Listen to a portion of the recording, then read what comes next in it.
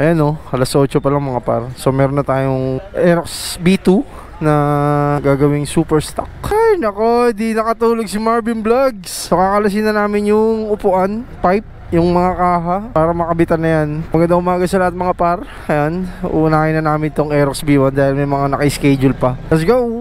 So nakalas na namin yung chassis sa makina. So ayan ang kakanana naman si Christian. Batang bata tong Aerox na to. 12K Odo, di ba boss? Nagpa super stock dito sa Jeg mga par. So ang gamit niya dahil may dala siyang cams is stage 1. Tapos palit ng bulb, ng valve spring, valve seal. Tapos cam gear. Yun lang. Tapos pinasabay niya na yung pulley niya.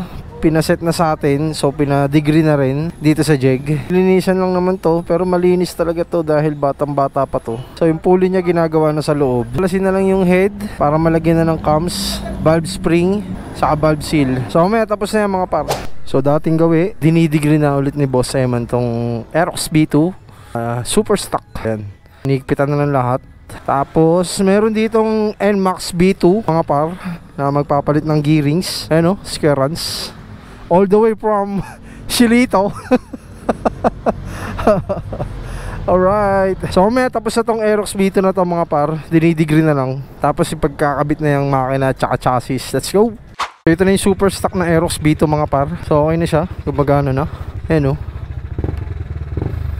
So yun lang mga par. Tapos na namin gawin tong Aerox B2.